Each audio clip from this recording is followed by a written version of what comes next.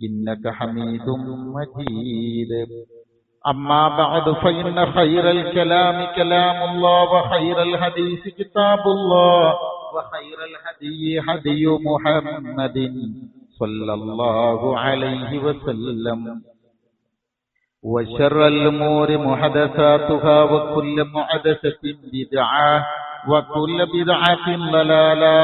أيها الإخوان والأخوات أوصيكم بنفسي أولا بتقوى الله. أعوذ بالله من الشيطان الرجيم. يا أيها الذين آمنوا اتقوا الله حق تقاته ولا تموتن إلا وأنتم مسلمون. يا أيها الناس اتقوا ربكم الذي خلقكم من نفس واحدة وخلق منها زوجها وبث منهما رجالا كثيرا ونساء واتقوا الله الذي تساءلون به والأرحام إن الله كان عليكم رقيبا. يا أيها الذين آمنوا اتقوا الله وقولوا قولا سديدا يصلح لكم أعمالكم ويغفر لكم ذنوبكم ومن يطع الله ورسوله فقد فاز فوزا عظيما. بسم الله الرحمن الرحيم.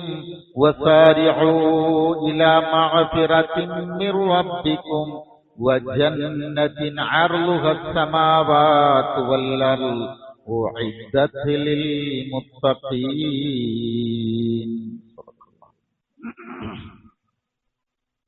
സ്നേഹമുള്ള മുഅ്മിനുകളായ സഹോദര സഹോദരിമാരെ, അല്ലാഹു സുബ്ഹാനഹു വ തആല നമ്മെ ഓരോരുത്തരെയും അനുഗ്രഹിക്കുകയും തൃപ്തിപ്പെടുകയും ചെയ്യുമാറാവട്ടെ. അല്ലാഹുവിന്റെ വിധിവിലക്കുകൾ ഉൾക്കൊണ്ടുകൊണ്ട് ജീവിക്കണമേ എന്ന് ആദ്യമായി ഉണർത്തുകയാണ്. ശക്തമായ ഭാഷയിൽ വസിയ്യത്ത് ചെയ്യുകയാണ്. ഈ വസിയ്യത്ത് യഥാവിധി ജീവിതത്തിൽ പുലർത്തി ജീവിക്കാനുള്ള തൗഫീഖ് തന്ന് അല്ലാഹു സുബ്ഹാനഹു വ തആല നമ്മെ ഓരോരുത്തരെയും തുണക്കുമാറാവട്ടെ. സഹോദരങ്ങളെ, ജീവിതത്തിൽ ഓരോരോ മുഹൂർത്തങ്ങളെ സന്തോഷത്തോടെയാണ് ആളുകൾ സ്വീകരിക്കാറുള്ളത്. നിശ്ചയിച്ചു വച്ച ചില തീയതികൾ ആനന്ദത്തോടെയാണ് നമ്മൾ കാണുക. ജീവിതത്തിൽ നമ്മൾ പലരെയും സ്വീകരിക്കാറുണ്ട്, വരവേൽക്കാറുണ്ട്. നമ്മുടെ അതിഥികളെ, ഉന്നതങ്ങളായ വ്യക്തിത്വങ്ങളെ, അതിലേറെ നമ്മുടെ ജീവിത പങ്കാളികളെ. നിങ്ങൾ ആലോചിച്ചോക്കി, ഇങ്ങനെയൊക്കെയുള്ള ഈ ആഘോഷവേളകൾ, ആ വരവേൽപ്പ് തന്നെ ഓരോ തരത്തിലാണ്. നമ്മുടെ മുമ്പിൽ വിശുദ്ധ റമദാൻ ഇതാ വന്നെത്തിക്കഴിഞ്ഞു. അതിന്റെ സുഗന്ധം നമുക്കൊക്കെ അറിയാവുന്നതുപോലെ അത് പരന്നു തുടങ്ങി. അല്ലാഹു സുബ്ഹാനഹു വ തആല തൗഫീഖ് ചെയ്താൽ അടുത്ത വെള്ളിയാഴ്ച ഇൻഷാ അല്ലാഹ് നമ്മൾ നോമ്പിലായിരിക്കും. ശഅബാൻ മാസത്തിലെ അവസാന വെള്ളിയാഴ്ചയിലാണ് നമ്മൾ ഉള്ളത്. അതുകൊണ്ട് തന്നെ നോമ്പിന്റെ അലയൊലികള് പല പദ്ധതികളിലായി നമ്മളിൽ ഇങ്ങനെ വരാൻ തുടങ്ങിയിട്ടുണ്ട്. നമുക്കൊക്കെ അറിയാവുന്നതുപോലെ നമ്മൾ കേട്ട് ശീലിച്ചിങ്ങനെ വന്നതാണ്. എന്നിരുന്നാലും എങ്ങനെ നമ്മൾ അതിനെ വരവേൽക്കണമെന്ന ഒരാലോചന പ്രിയപ്പെട്ടവരെ ജീവിതത്തിൽ ഉണ്ടാകണമല്ലോ. നബി തിരുമേനി സല്ലല്ലാഹു അലൈഹി വസല്ലമ ജീവിതത്തില് ഒരു റമളാൻ വന്നു കിട്ടുക എന്ന് പറയുന്നതിനെ വളരെ സൗഭാഗ്യമായിട്ടാണ് കണ്ടിട്ടുള്ളത്. മുസ്ലിമീങ്ങളായ നമ്മളുടെയൊക്കെ ആഗ്രഹം എന്താ? എങ്ങനെയെങ്കിലും സ്വർഗത്തിലെത്തണം, അല്ലേ? അതിന് ഇതിനേക്കാളേറെ നല്ല ഒരു വഴിയില്ല, അവസരങ്ങളില്ല. നമുക്കറിയാവുന്നതുപോലെ മഹാനായ സഹാബിമാരിൽ ഒരാളാണ് അബൂ ഉമാമ റളിയല്ലാഹു അൻഹു. ഹബീബായ റസൂൽ സല്ലല്ലാഹു അലൈഹി വസല്ലമയുടെ അടുക്കൽ ഇദ്ദേഹം വന്ന്, അദ്ദേഹത്തിന്റെ ചരിത്രം പറയുന്നിടത്ത് കാണാം, അതിഭക്തനാണ്. അങ്ങനെ ഒരു സമയത്തെ പോലും നഷ്ടപ്പെടുത്തൂല. മുർനി ബി അമലിൻ യുദ്ഖിലുനി അൽ ജന്ന യാ റസൂലല്ലാഹ്, റസൂലേ ഒരു അമൽ കൊണ്ട് എന്നെ കൽപ്പിക്കണം, എന്നോട് കൽപ്പിക്കണം, പഠിപ്പിച്ചു തരണം. ആ അമലിന്റെ പ്രത്യേകത, അതിലൂടെ എനിക്ക് സ്വർഗപ്രവേശനം കിട്ടണം. നബി സല്ലല്ലാഹു അലൈഹി വസല്ലം പറഞ്ഞത് കാന അലൈക ബിസിയാം, നോമ്പെടുക്കുക. അത് കേട്ട് കുറച്ച് പോയിട്ട് പിന്നെ വന്നിട്ട് പറഞ്ഞു, നബിയെ സുമ്മാത്തൈത്തു സാനിയാന്ന, ഞാൻ രണ്ടാം പ്രാവശ്യവും നബിയുടെ അടുക്കൽ ചെന്നു. എന്നിട്ട് ഇതേ ചോദ്യം ചോദിച്ചപ്പോൾ റസൂൽ പറഞ്ഞു സല്ലല്ലാഹു അലൈഹി വസല്ലം, കാന അലൈക ബിസിയാം ലാ അദ്ല ലഹു, നോമ്പെടുക്ക്, നോമ്പിന് സമാനമായി ഒരു ഇബാദത്ത് ദീനിലില്ല എന്ന് പറഞ്ഞു, സമാനതകളില്ല. അപ്പൊ എന്താ നമ്മളത് ശരിക്കും ആലോചിക്കണമല്ലോ. കാരണം ഞാനും നിങ്ങളുമാണ് ശരിക്കും ചിന്തിക്കണം, പ്രത്യേകിച്ച് നമ്മുടെ ഈ സമകാലിക സാഹചര്യങ്ങളിലൊക്കെ നിന്ന്. പ്രിയപ്പെട്ടവരെ, ഞാനിത് ഇങ്ങനെ പറഞ്ഞു എന്തിനാന്ന് ചോദിച്ചാൽ, ഒരു അനുഗ്രഹീത സമയത്തെയാണ് നമ്മൾ വരവേൽക്കുന്നത് എന്നൊരു ബോധ്യം നമുക്കുണ്ടാവണം. ഇസ്ലാമിൽ എന്തിനാണ് ഇബാദത്ത്? നമ്മൾ എപ്പോഴും അങ്ങനെ ഒന്ന് ചിന്തിച്ചു നോക്കണം. നമ്മുടെ തറവാട് സ്വർഗമാണ്, അവിടെ നിന്നാണല്ലോ നമ്മൾ വന്നത്. അവിടെയൊക്കെ നമുക്ക് തിരിച്ചെത്തണം. ആ തിരിച്ചെത്തണമെങ്കിൽ എല്ലാ വിശ്വാസികളുടെയും വലിയ പ്രതീക്ഷയാണ് റമളാൻ എന്ന് പറഞ്ഞാൽ. അത് പറയുന്നതിന് മുമ്പ് ഒരു വാക്കുകൂടി ശ്രദ്ധിച്ചു നോക്കിയേ. ഈ എങ്ങനെയെങ്കിലും എന്ന് പറയുന്ന ഒരു വാക്ക് നമ്മുടെ ജീവിതത്തിലുണ്ട്. എങ്ങനെയെങ്കിലും എനിക്കൊരു കുറച്ച് ക്യാഷ് ഉണ്ടാക്കാം, അല്ലെ? എങ്ങനെയെങ്കിലും പിന്നെ എനിക്കൊരു വീട് വെക്കണം, എന്തായാലും വേണ്ടല്ലോ, എങ്ങനെയെങ്കിലും എനിക്കൊരു കല്യാണം, എനിക്കൊരു ജോലി ഉണ്ടാകണം. ഇങ്ങനെ നമ്മൾ ജീവിത സാഹചര്യത്തിൽ നിന്നിട്ട് ഇങ്ങനെ ആലോചിച്ച് നോക്കിയാൽ ഒരുപാട് ഒരു എങ്ങനെയെങ്കിലും ഒക്കെ വരും. ഒരു തീവ്രമായ പരിശ്രമം നടത്തേണ്ട മേഖലയാണല്ലോ പരീക്ഷ എന്ന് പറയുന്നത്. എങ്ങനെയെങ്കിലും എനിക്ക് ആ പരീക്ഷയിലൊന്ന് പാസ്സാകണം. എങ്കിൽ എങ്ങനെയെങ്കിലും പടിയെടുത്താൽ നമുക്ക് കൂലി കിട്ടുമോ? ഇല്ലല്ലോ. എങ്ങനെയെങ്കിലും പഠിച്ചാൽ പാസ്സാവുമോ? ഇല്ലല്ലോ. അതിനാണ് എങ്ങനെ പഠിക്കണം. ഞാൻ നേരത്തെ പറഞ്ഞ് നമുക്ക് തിരിച്ചു ചെല്ലേണ്ട സ്ഥലം, നമ്മൾ സ്വർഗമാണെങ്കിൽ സ്വർഗത്തിൽ എന്ന് പോവണമെന്ന ഒരു തീവ്രമായ ലക്ഷ്യം നമ്മുടെ മനസ്സിലുണ്ടാവണം. അതിന് നമ്മുടെ മനസ്സും നമ്മുടെ ശരീരവും നന്നായി പാകപ്പെട്ടു വരണം. ഈ മാർഗത്തിൽ നമ്മുടെ മനസ്സും ശരീരവും സമർപ്പിക്കണം, ഉറപ്പിക്കണം. ഇസ്ലാമിലെ ഓരോ ഇബാദത്തുകളും പ്രിയപ്പെട്ടവരെ നമ്മെ പഠിപ്പിക്കുന്നത് ജീവിതം നമ്മുടെ റബ്ബിന് സമർപ്പിക്കാനാണ്. അപ്പോ ഇബാദത്തുകൾ നമ്മുടെ ജീവിതത്തെ സ്വാധീനിക്കണം. ജീവിതവുമായി ബന്ധമില്ലാത്ത, നമ്മുടെ ജീവിതത്തെ സ്വാധീനിക്കാത്ത ഇബാദത്തുകൾ നിരർത്ഥകമാണ്. ആരാധനകൾ, ഇബാദത്തുകൾ കൃത്രിമമായി പോകുന്നതിനെ നമ്മൾ ഭയപ്പെടണം. നോമ്പിന് മുമ്പേ നമ്മൾ അതറിയണം. എന്തിനങ്ങനെ പറയണമെന്നറിയാമോ? ഇബാദത്തുകളിൽ ഏറ്റവും അപകടം സംഭവിക്കാൻ സാധ്യതയുള്ള ഇബാദത്ത് നോമ്പാണ്. സല്ലല്ലാഹു അലൈഹി വസല്ലം പറഞ്ഞല്ലോ, ലൈസ സിയാം അനിൽ അക്ലി വശുർബി വഇന്നമ സിയാം മിനൽ ലഅബി വറഫത്ത്. അന്നപാനീയങ്ങൾ ഉപേക്ഷിക്കലല്ല നോമ്പ്. അങ്ങനെ ഭക്ഷണപാനീയങ്ങൾ ഉപേക്ഷിക്കലല്ല നോമ്പ്. അതിന് കഴിവുണ്ടോ എന്ന് പരിശോധിക്കലുമല്ല. പിന്നെ നോമ്പ് എന്താണ്?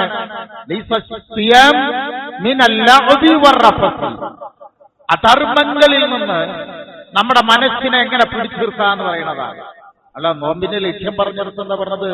യാ അയ്യുഹല്ലദീന ആമനൂ കുതിബ അലൈക്കുമുസ് സിയാം കമാ കുതിബ അലല്ലദീന മിൻ ഖബ്ലിക്കും ലഅല്ലക്കും തത്തഖൂൻ. നിങ്ങൾക്ക് അറിയാത്തൊരായത്തല്ലത്. ലഅല്ലക്കും തത്തഖൂൻ. എന്താണ് തഖ്വ എന്ന് പറഞ്ഞാൽ? തഖ്വല്ലെങ്കിൽ ഇതിൽ യാതൊരു കാര്യമല്ല. നമ്മളൊന്ന് ആലോചിച്ച് നോക്കിയേ, എന്തൊക്കെയോ അരുതായ്മകൾ നമ്മുടെ ജീവിതത്തിൽ സംഭവിച്ചുകൊണ്ടിരിക്കുന്നു. സത്യമാണ്. കാരണം തോലുമ്പും കാര്യങ്ങളൊക്കെ അങ്ങനെ നടക്കുന്നുണ്ട്. അതിന്റെ കൂടെ തന്നെ മദ്യപിക്കുന്ന ആളുകൾ വരില്ലേ? വേണ്ടാത്തരങ്ങൾ ജീവിതത്തിൽ അറിഞ്ഞും അറിയാതെയും വരുന്നില്ലേ? നമ്മുടെ ഇബാദത്തുകൾക്ക് എന്താണ് അതിനെ തടയാൻ കഴിയാത്തത്? ഞാനൊരു സൂചന തന്നത് മാത്രം. ഇതിന്റെ നാനാ തലങ്ങളും പ്രിയരെ നിങ്ങളെങ്ങനെ ആലോചിച്ചു നോക്കണം. ജീവിതത്തിൽ അള്ളാഹുവിന്റെ കൽപ്പന പാലിച്ച് ജീവിക്കാനുള്ള മനക്കരുത്തിനാണ് നമ്മൾ തഖ്വ എന്ന് പറയുക. അതുകൊണ്ടാണ് നബി സല്ലല്ലാഹു അലൈഹി വസല്ലം ഒരു വചനം പഠിപ്പിച്ചു, ഒരു ആയത്ത് നമുക്ക് പഠിപ്പിച്ചു. എന്നിട്ട് പറഞ്ഞ്, നിങ്ങൾ ഈ ആയത്ത് മാത്രം പഠിച്ചിട്ട് വേറെ ഒന്നും പഠിച്ചില്ലെങ്കിലും ശരി, മുഅ്മിനായി ജീവിക്കാൻ കഴിയുന്ന അതേതറിയോ ആയത്ത്? വമൻ യത്തഖില്ലാഹ യജ്അൽ ലഹു മഖ്റജ. അല്ലാഹുവിനോട് തഖ്വയുള്ള മനസ്സുമായി ജീവിച്ചാൽ ജീവിതത്തിൽ നമ്മൾ വഴിമുട്ടൂല, നമ്മൾ എവിടെയെങ്കിലും കുടുങ്ങിപ്പോകില്ല. അള്ളാഹു നമുക്ക് എന്ത് തരുന്നറിയോ? ഒരു മഖ്റജ്, എവിടെയും നമുക്ക് പുറത്തു കടക്കാനുള്ള വഴികൾ ഇങ്ങനെ കാണിച്ചു തരുമ്പോഴും. ഇന്നല്ലാഹ മഅൽ മുത്തഖീൻ, മുത്തഖീങ്ങളുടെ കൂടെയാണ് അല്ലാഹ് എന്ന് പറഞ്ഞിട്ടുണ്ട്. നമ്മുടെ ജീവിതത്തിലെ ഏറ്റവും വലിയ പരിഹാര മാർഗമാണ് തഖ്വയുള്ളവനാവുക എന്ന് പറയുന്നത്. എല്ലാ പ്രശ്നങ്ങൾക്കുമുള്ള പരിഹാരം അതാണ്. നോക്കിയേ, ജീവിതത്തിലെ രഹസ്യവും പരസ്യവും നന്നാക്കി ജീവിച്ചാൽ തന്നെ അള്ള എല്ലാം ശരിയാക്കി തരും. ഒരു പ്രശ്നം പറഞ്ഞെന്തറിയോ? വഹുവ യതവല്ല അസ്വാലിഹീൻ. സ്വാലിഹീങ്ങളെ അല്ലാഹു ഏറ്റെടുക്കും. അല്ല സ്വാലിഹീങ്ങളെ ഏറ്റെടുക്കും. അല്ലാഹു വലിയുല്ലദീന ആമനു യുഖ്രിജുഹും മിനൽ ളുലുമാതി ഇലൻ നൂർ. അല്ലാഹു മുഅ്മിനുകളുടെ വലിയാണ്. എല്ലാ അവിടെ രണ്ട് വാക്ക് ഉപയോഗിച്ച്, യുഖ്രിജുഹും മിനൽ ളുലുമാതി ഇലൻ നൂർ. ളുലുമാത്തുകൾ ഒരുപാടുണ്ട്, നൂറൊന്നേ ഉള്ളൂ. നിങ്ങളെ അധർമ്മങ്ങളിൽ നിന്ന്, അന്ധകാരങ്ങളിൽ നിന്ന് വെളിച്ചത്തിലേക്ക് അല്ലാഹു കൊണ്ടുവരും. വെച്ചാൽ ഒന്നിന്റെ കൂടങ്ങൾ പറയണം, അല്ലാഹു നമ്മളെ സംരക്ഷിക്കും. ജീവിതത്തിലെ മാറി മാറി വരുന്ന ഏത് പ്രതിസന്ധികളിലും അല്ലാഹു നമ്മളെ സംരക്ഷിക്കും, പ്രതിരോധിക്കും. പാപങ്ങൾ അല്ലാഹു പൊറുത്തു തരും, നല്ലത് ചെയ്യാനുള്ള മനസ്സുണ്ടാക്കി തരും. പടച്ചവൻ എപ്പോഴും നമ്മുടെ കൂടെയുണ്ടാവും, അല്ലാഹു കൂടെ ഉണ്ടാവുകയും ചെയ്യും. ഇതെല്ലാം ഇത്രമാത്രം പ്രയോജനം തഖ്വ കൊണ്ട് നമുക്ക് കിട്ടുമെങ്കിൽ ജീവിതത്തിൽ നമ്മൾ ഏറ്റവും കൂടുതൽ പരിശ്രമിക്കേണ്ടത് എന്ത് നേടാനാവണം? തഖ്വ നേടാവാനാണ്, അല്ലേ? പ്രധാന ഘടകം തഖ്വ നിലകൊള്ളുന്നത്, നിങ്ങളിന്റെ കൂടെ ഒന്നുകൂടി അനങ്ങി വരണേ, തഖ്വ നേടാനാവുന്നത് അതിന്റെ പ്രധാന ഘടകം സ്വകാര്യതയിലാണ്. നമ്മളെപ്പോഴും പറയാറുണ്ട്, അത് അങ്ങനെ പറയണമെന്ന് എനിക്ക് ഇന്നെ സംബന്ധിച്ച് തോന്നിയത് കൊണ്ടാണ് ഞാൻ അങ്ങനെ പറയണത്. പ്രിയപ്പെട്ടവരെ, നമുക്കെത്രത്തോളം തഖ്വയുണ്ട് എന്നത്, നമുക്കെത്രത്തോളം സൂക്ഷ്മതയുണ്ട് എന്ന് നന്നായി അറിയുന്നത് നമുക്കാണ്. പുറമെ നോക്കിയിട്ട് ഒരാൾക്ക് ഇയാൾ നല്ലവനാണ് എന്ന് പറയാൻ കഴിയില്ല, അല്ലേ? ഉറപ്പല്ലേ? നമ്മളെ വേഷ ഈ രൂപങ്ങളൊന്നും കണ്ടുകൊണ്ട് ഇയാൾ നല്ലവനാണെന്ന് പറയാൻ കഴിയോ? ഇല്ലല്ലോ. പിന്നെ അവനവന് മാത്രം അറിയാവുന്ന കാര്യങ്ങളാണ് സ്വകാര്യത എന്ന് പറയുന്നത്. ഇവയെ ശുദ്ധമാക്കി മാറ്റുക. അവിടെ അല്ല പറഞ്ഞെന്തറിയോ? ഇന്നല്ലദീന യഖ്ശൗന റബ്ബഹും ബിൽ ഗൈബി ലഹും മഗ്ഫിറത്തുൻ വഅജ്റുൻ കരീം. കാണാത്ത നിലയിൽ അല്ലാഹുവിനെ സൂക്ഷിക്കുന്ന ഒരാളുണ്ടല്ലോ, ആ വ്യക്തി, അവൻ അല്ലാഹു സംവിധാനിച്ചു വെക്കുന്നത് ലഹും മഗ്ഫിറത്തുൻ, ഒന്ന് പാപമോചനമുണ്ട്, അന്തസ്സാർന്ന പ്രതിഫലമുണ്ട്. അതാണ് അജ്റുൻ കരീം എന്ന് പറഞ്ഞാൽ. നോക്കട്ടെ, നമ്മുടെ സ്വകാര്യത നമ്മളെ സന്തോഷിപ്പിക്കുമോ, നമ്മളെ ദുഃഖിപ്പിക്കുമോ? ആ ഒരൊറ്റ ചോദ്യം മായാത്ത മച്ചുകൊണ്ട് മനസ്സിൽ എഴുതി വെക്കണം സഹോദരങ്ങളെ. ഞാൻ പറയാറുണ്ട്, സ്വകാര്യതയിൽ നമ്മൾ ആരാണോ അതാണ് ഞാനും നിങ്ങളും. നമുക്ക് ഏറ്റവും നന്നായി അറിയുക നമ്മളെ മാത്രമാണ്. എന്നെ നിങ്ങൾക്കറിയില്ല. എന്നെ നിങ്ങൾ അനുഭവിക്കുന്നത് പോലും എനിക്ക് നിങ്ങളെ മാനേജ് ചെയ്യാൻ കഴിയാവുന്ന രൂപത്തിലാണ്.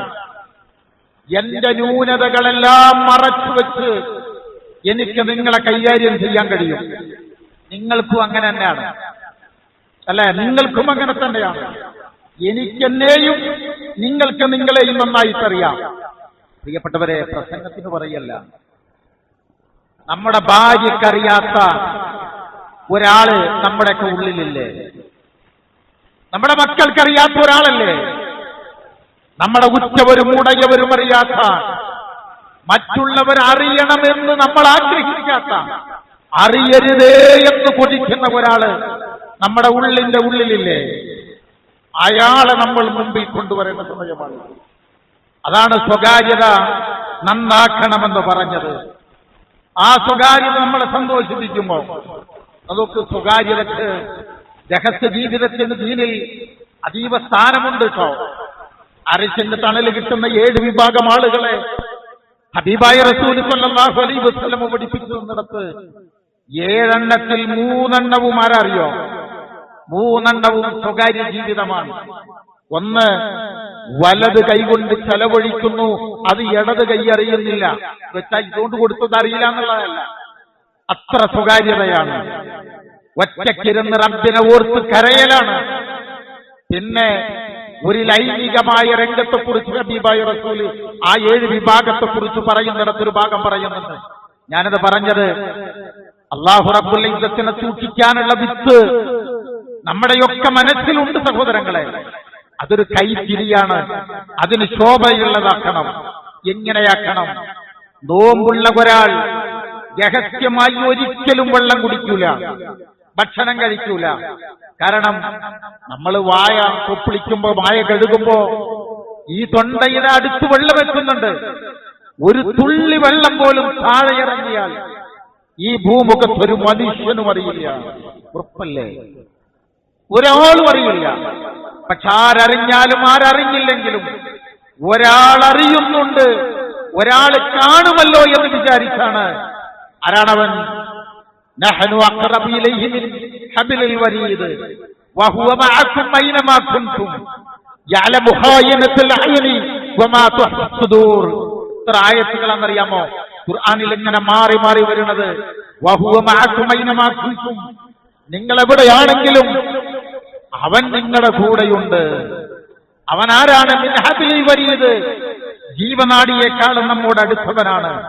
അവൻ അറിയാതെ ഈ ലോകത്തൊന്നും നടക്കൂല. അവനെല്ലാം റെക്കോർഡ് ചെയ്തുകൊണ്ടിരിക്കുന്നു. അവൻ അറിയും.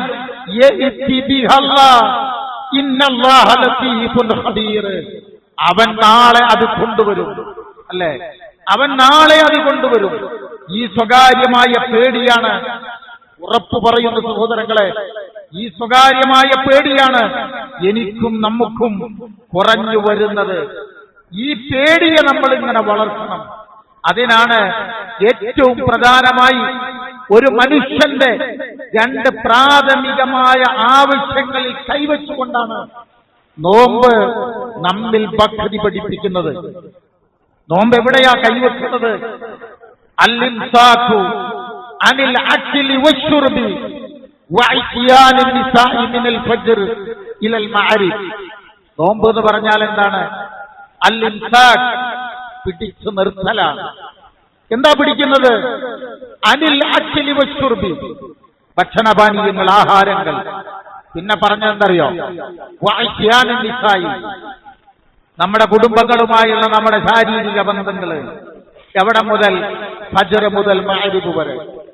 നിങ്ങൾ ശരിക്കും ആലോചിച്ച് നോക്കണേ പ്രിയപ്പെട്ടവരെ. നമ്മളുടെ പ്രാഥമികമായ 2 ആവശ്യങ്ങൾ എന്ന് പറഞ്ഞല്ലോ. ഒന്ന് ആഹാരം, അഥവാ ഒന്ന് വയറ്, 2 ലൈംഗിക അവയവം. നമ്മളിങ്ങനെ ആലോചിച്ച് നോക്കിയാൽ, സൂക്ഷ്മമായി ചിന്തിച്ചു നോക്കിയല്ലേ, ഈ 2 വഴികളിലൂടെ മാത്രമാണ് നമ്മുടെ ജീവിതത്തിലേക്ക് എന്തെങ്കിലും ഒരു അധർമ്മം വരുന്നുണ്ടാവുക. ഈ 2ഉം ശരിയായാൽ മനുഷ്യൻ മികച്ചതായി. ഞാനിതിന് ബയാൻ ചെയ്യുന്നില്ല. ഞാനതിന് ബയാൻ ചെയ്യാത്തത് നിങ്ങൾക്ക് ചിന്തിക്കാൻ അവസരം തരികയാണ്. അല്ലെ? കനകം മൂലം, കാമിനി മൂലം. ഇന്നത്തെ നാട്ടിൽ നിങ്ങൾ ആലോചിച്ച് നോക്കിയേ, ഒരു ഫയലിനെ കുറിച്ച് അന്താരാഷ്ട്ര രംഗത്ത് അതീവ ചർച്ചകൾ നടക്കുന്ന കാലമാണ്. ബാലപീഡകന്മാരായ ആളുകൾ, കേൾക്കാൻ പറ്റാത്ത വിധം മലിനമായ ക്രൂരതയുടെ പാരമ്യതയെത്തി നിൽക്കുന്ന ചില രംഗങ്ങൾ നിങ്ങളൊന്നും ഇങ്ങനെ വായിച്ചു നോക്കുക. നിങ്ങൾ വായിച്ചിട്ടുണ്ടാവും. അതിനോട് ചേർത്തി വെച്ചു കൊടുത്താൽ മതി നമ്മൾ. അല്ലേ? നമ്മുടെ നാട്ടിൽ അറിയപ്പെടുന്ന പേര് ഞാൻ പറയുന്നില്ല, ഒരു ചേച്ചി, ഒരാള് പറഞ്ഞൊരു വാക്കുണ്ട്. ഞാൻ ഇത്ര ആളുകളുമായിട്ട് ലൈംഗിക ബന്ധത്തിൽ ഏർപ്പെട്ടു. എന്നിട്ട് ഇന്ന ആൾക്കാരില്ലതാ പറഞ്ഞു. ഞാനത് എന്തിനങ്ങനെ പറഞ്ഞു ചോദിച്ചാൽ അതൊക്കെ വലിയ മഹത്വങ്ങളായി അല്ലെ. അധർമ്മം ചെയ്തു പോയത് അതെന്തോ ഒരു മഹത്വമായി ലോകത്തിന്റെ മുമ്പിൽ വിളിച്ചു പറയാൻ മാത്രം അധർമ്മങ്ങൾ കൊടികുത്തി വീഴുന്ന കാലത്താണ് നമ്മൾ ജീവിക്കുന്നത്. ഒരൊറ്റ രംഗം മാത്രം മതി. ആ ലൈംഗികപരമായ വിശുദ്ധി ഒരാളുടെ ജീവിതത്തിലുണ്ടോ? സല്ലല്ലാഹു അലൈഹി വസല്ലം പറഞ്ഞല്ലോ, രണ്ടെണ്ണത്തിൽ നിങ്ങൾ എന്നോട് ജാമ്യം നിന്നാൽ നിങ്ങൾക്ക് സ്വർഗം തരാൻ വേണ്ടി അള്ളാന്റെ അടുക്കൽ ഞാൻ ജാമ്യം നിൽക്കാം. എല്ലാതും ഒരു വാക്കുകൂടി ഉണ്ട് കേട്ടോ. ഈ വയറ് വായാന്ന് പറയുന്നുണ്ടല്ലോ, നമ്മുടെ വയറ്റിൽ എന്താണോ കിടക്കുന്നത് അതിന്റെ സ്വഭാവമാണ് നമ്മുടെ തല പ്രകടിപ്പിക്കുക അല്ലേ. വയറ്റിൽ എന്താണ് കഴിക്കണമെന്നുണ്ടെങ്കിൽ അതിന്റെ സ്വഭാവം തല പ്രകടിപ്പിക്കും.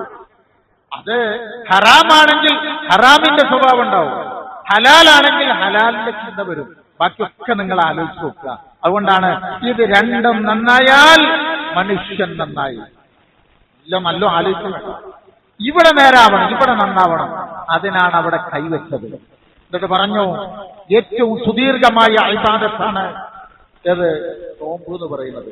നിങ്ങൾ ആലോചിച്ച്. ഇപ്പൊ നമസ്കാരം ഏറിപ്പോ നമ്മൾ ഒറ്റക്കാണ് നിസ്കരിക്കണമെങ്കിൽ ഒരു 5 മിനിറ്റ്, ജമാഅത്തായിട്ടാണ് നിസ്കരിക്കണമെന്നുണ്ടെങ്കിൽ ഒരു 10 മിനിറ്റും ചില്ലറയും വരാം.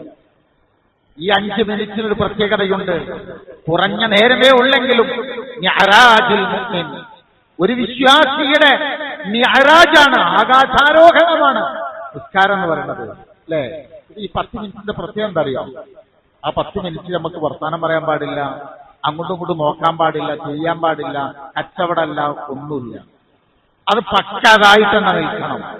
ഹജ്ജെടുത്തു നോക്കിയേ, 4-5 ദിവസം പ്രത്യേകമായ സ്ഥലത്ത് മാത്രം. എന്നാൽ നോമ്പെടുത്തു നോക്കൂ, ഒരു 13-നും 14-നും മണിക്കൂർ ഇടയ്ക്ക് വരുന്ന സമയം 30 ദിവസം നീണ്ടു നിൽക്കുന്ന വിധം നീണ്ട ഇബാദത്താണ്.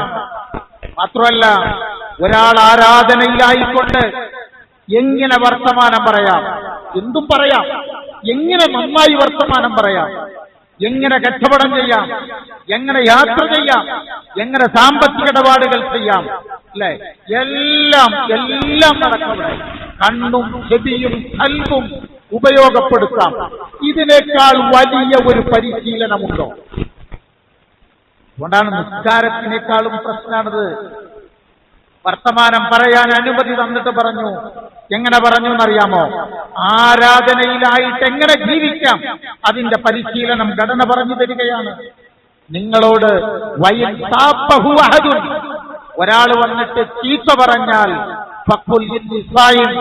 ഞാൻ നോമ്പുകാരനാണെന്ന് പറയണം. പ്രിയപ്പെട്ടവരെ, ഒരാള് നന്നായിട്ട് ചീത്ത പറഞ്ഞാൽ നമുക്ക് തിരിച്ചതിങ്ങനെ കേൾക്കാൻ കഴിയുക.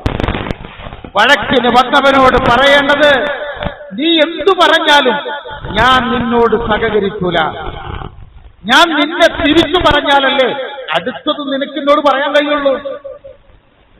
സാധാരണ ഒരു പ്രയോഗത്തിൽ ഇങ്ങനെ കുട്ടുമ്പോഴാണല്ലോ ശബ്ദം വരിക. ഇങ്ങനെ കുട്ടിയാലോ ആണല്ലോ. ഒരാൾ ചിലപ്പോൾ തോറ്റുപോകുന്ന രംഗണ്ട്, നല്ല ചീത്താറുണ്ട്, തിരിച്ചതിങ്ങനെ കേട്ടു നിൽക്കാൻ കഴിയാന്ന് പറയുന്നത് അല്ലേ. ജീവിതത്തിലെ പരിശീലനം. ഇനി അങ്ങോട്ട് ചീത്ത വിളിച്ചവനോട് ചീത്ത വിളിക്കാത്ത പരിശീലനത്തിലാണ് നമ്മൾ ഏർപ്പെടുന്നത്. അതുകൊണ്ടാണല്ലോ റമദാനിൽ ഒരു പുതിയ അമലും ദീന് പഠിപ്പിച്ചു തന്നിട്ടില്ല.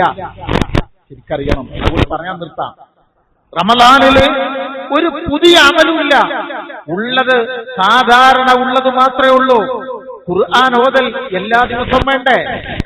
ജമാഅത്ത് നമസ്കാരം എല്ലാ ദിവസവും വേണ്ടേ? സക്കാത്ത് എല്ലാ കൊല്ലവും കണക്കാക്കി കൊടുക്കണ്ടേ? സദഖ കൊടുക്കണ്ടേ? രാത്രി നമസ്കാരം വേണ്ടേ? പ്രാർത്ഥന വേണ്ടേ?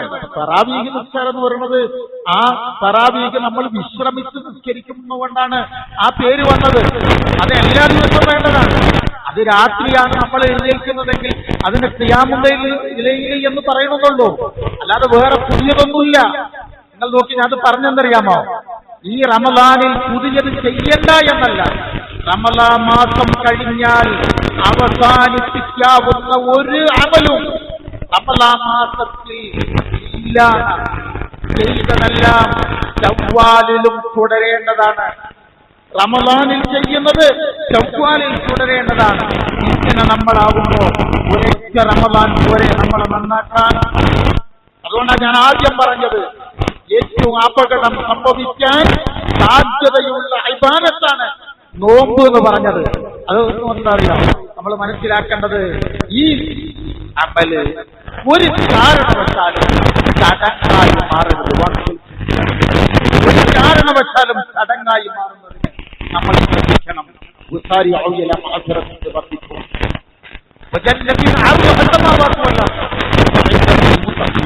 മുത്തഖീങ്ങൾക്ക് വേണ്ടി തയ്യാർ ചെയ്ത വാനഭൂവനങ്ങളെക്കാളും വിശാലമായ സ്വർഗപുണ്ടാവനത്തിലെ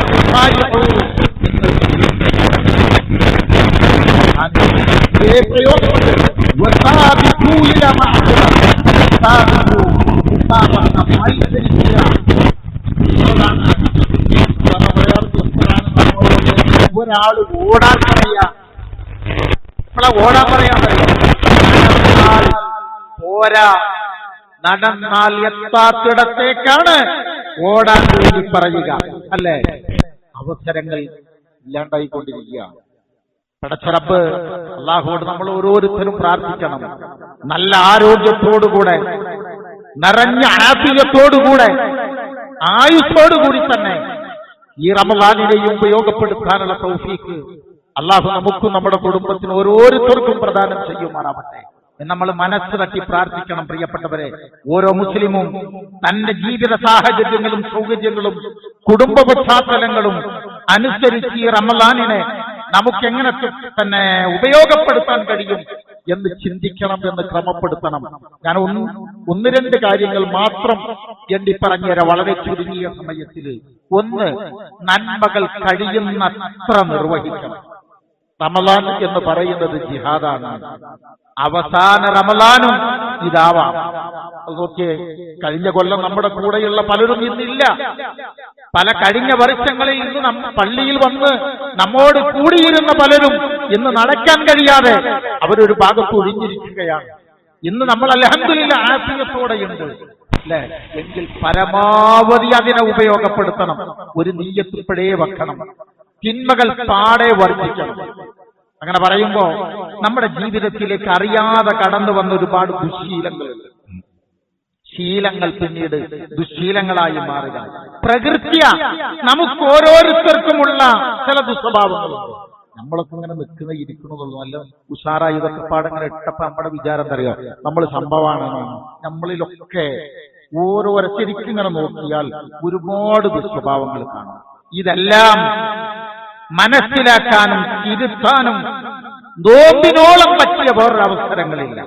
ചില ആളുകൾ പുകവലിക്കുന്ന ആളുകളുണ്ടാവും, പൊടിവലിക്കുന്ന ആളുകളുണ്ടാവും, മുൻകോപങ്ങളുള്ള ആളുകളുണ്ടാവും, ശാഠ്യങ്ങളുള്ള ആളുകളുണ്ടാവും. ഇതൊക്കെ നമ്മളൊന്ന് തിരിച്ചറിയണം. എന്നിട്ട് നമ്മൾ അതിനെങ്ങനെ മാറ്റാൻ കഴിയും എന്ന് പഠിക്കണം. നമ്മുടെ പ്രതികരണങ്ങൾ മനോഹരമാക്കണം. അത് വളരെ പ്രധാനമാണ് സഹോദരങ്ങളെ.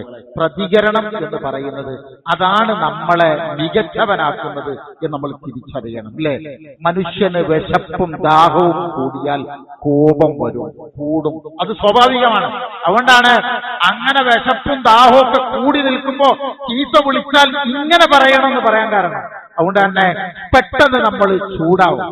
നോമ്പ് പരിചയാണ് എന്ന് നബി സല്ലല്ലാഹു അലൈഹി വസല്ലം പറഞ്ഞത് ഈ അർത്ഥത്തിലാണ്. ഇന്ന് പരിചയമല്ല, ഇന്ന് പലരുടെ നോമ്പ് വാളായി പോകുന്ന രംഗവും നമുക്ക് കാണാം. അതുകൊണ്ട് നോമ്പ് തലയിൽ കയറാതെ തന്നെ നമുക്ക് നമ്മുടെ പ്രതികരണങ്ങളെ വളരെ മാന്യമായി ഉപയോഗിക്കാൻ കഴിയണം. ഒറ്റ വാക്ക്, ഒരു തിരിച്ചറിവും ഒരു തിരിഞ്ഞു നോട്ടവും ഉണ്ടാവണം. ഞാൻ നേരത്തെ പറഞ്ഞല്ലോ, നമ്മുടെ ജീവിതത്തെ സ്വകാര്യതയിൽ ഇരുന്ന് നമ്മൾ ആദ്യാവസാനം ഒന്നിങ്ങനെ തിരിച്ചു വെക്കണം. പടച്ചോനെ, അല്ലാഹു നമ്മളെ കാത്തുരക്ഷിക്കുമാറാവട്ടെ. എല്ലാം മുടക്കുന്നു.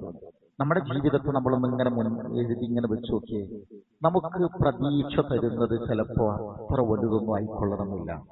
എങ്കിൽ റബ്ബേ, നിന്റെ മഹത്തായ ഫളിലുകൊണ്ട് ഇത് പൊറുത്തു തരേണമേ എന്ന് മനസ്സ് തട്ടി നമ്മൾ പ്രാർത്ഥിക്കന്നെ വേണം. അതാണ് നമ്മുടെ വിജയം എന്നത് നമ്മൾ മനസ്സിലാക്കുക. അങ്ങനെ അള്ളാഹുവിലേക്ക് അടുക്കാൻ നമുക്ക് പടച്ചോൻ തരുന്ന ഈ സുവർണാവസരത്തെ ആ റബ്ബിലേക്ക് ഓടിയെടുക്കാൻ നമുക്ക് കഴിയണം.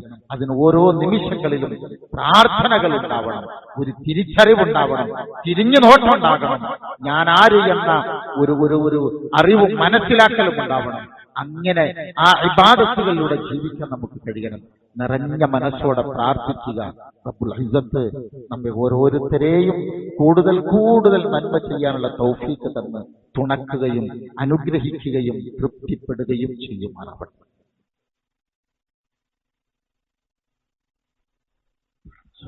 ബിസ്മില്ലാഹി വൽഹംദുലില്ലാഹ് وصلى الله تعالى وسلم على خير خلقه نبينا وحبيبنا محمد يا أيها الذين آمنوا اتقوا الله حق تقاته ولا تموتن إلا وأنتم مسلمون. സ്നേഹമുള്ളവരെ, അല്ലാഹുവിന്റെ വിധിവിലക്കുകൾ ഉൾക്കൊണ്ടുകൊണ്ട് ജീവിക്കണമേ എന്ന് ഒരിക്കൽ കൂടെ ഉണർത്തുകയാണ്, വസിയ്യത്ത് ചെയ്യുകയാണ്. അല്ലാഹു അതിന് നമുക്കെല്ലാം തൗഫീഖ് നൽകുമാറാവട്ടെ. സഹോദരങ്ങളെ, നബി സല്ലല്ലാഹു അലൈഹി വസല്ലമയുടെ ഒരു പ്രാർത്ഥനയുണ്ട്, നമുക്കൊക്കെ അറിയുന്നതാണ്. ഇവിടെ സാന്ദർഭികമായി ഒന്ന് ഓർമ്മപ്പെടുത്തി തരിക എന്ന് മാത്രം.